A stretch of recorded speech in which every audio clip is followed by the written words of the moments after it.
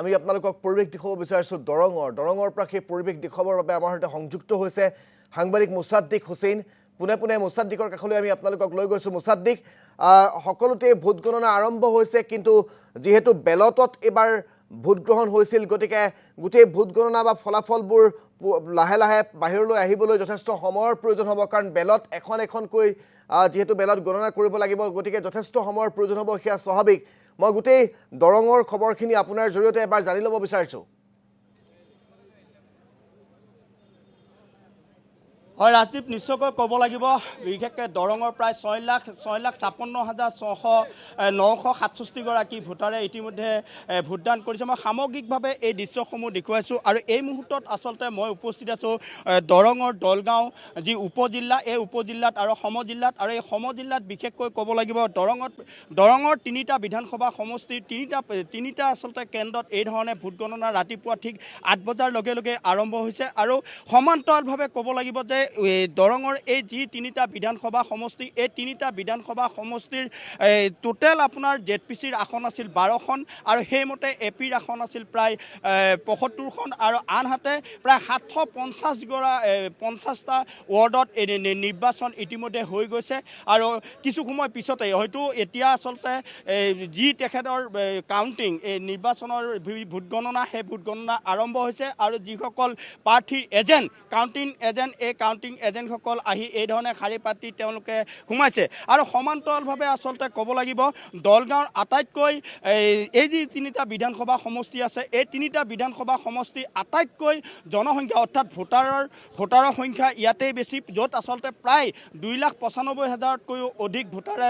voter আছে আৰু ইয়াত প্ৰায় 83% ভোটদান ইতিমধ্যে ভোটদান কৰিছে আৰু সমান্তৰালভাৱে মই যিটো দলগাঁও বিধানসভা সমষ্টিত আছে ইয়াত 29টা পঞ্চায়ত আছে আৰু 29টা পঞ্চায়তৰ ভিতৰত 4খন জিলা পৰিষদৰ আসন আছে আৰু প্ৰায়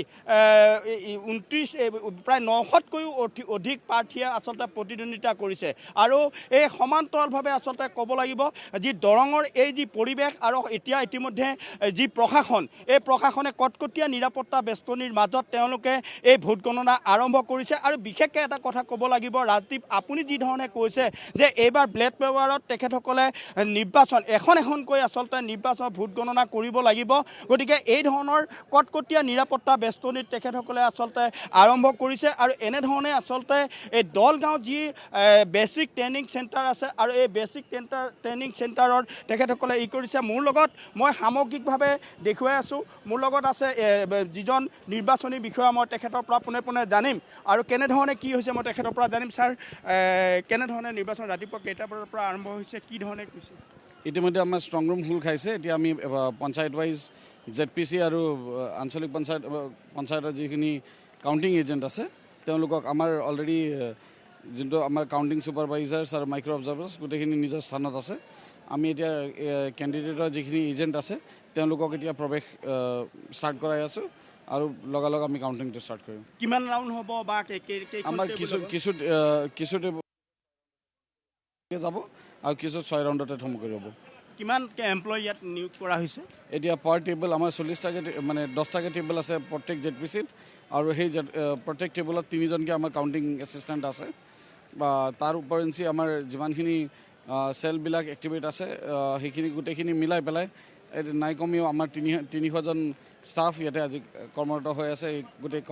কাউণ্টিং প্ৰক্ৰিয়াটো সম্পূৰ্ণ কৰিবলৈ কেইটা হলত আপোনালোকে 4টা হলত আমাৰ 4টা জেডপিচিৰ কাম চলিব এয়া আছিল নিৰ্বাচনী বিষয়া ইতিমধ্যে তেখেতসকলে শান্তিপূৰ্ণভাৱে এই ধৰণৰ পৰিৱেশ তেখেতসকলে বিৰাজ কৰিছে প্ৰায় 300তকৈও অধিক ইয়াত কৰ্মচাৰী নিয়োগ কৰিছে আৰু খুব সম্ভৱ কম সময়ৰ ভিতৰত যি ব্যৱস্থা সেই কাউণ্টিঙৰ সেই কাউণ্টিঙৰ ৰাজদীপ মই সামগ্ৰিকভাৱে দেখুৱাইছোঁ এইসকল এজেণ্টসকল কিছু সময় পিছত তেখেতসকলে পদাৰ্পণ কৰিব তেখেতসকলে কাউণ্টিং হললৈ যাব আৰু এতিয়াও আচলতে ভোট গণনা আৰম্ভ হোৱা নাই ষ্ট্ৰং ৰুম খুলিছে আৰু ষ্ট্ৰং ৰুমৰ পৰা তেখেতসকলক অনা হৈছে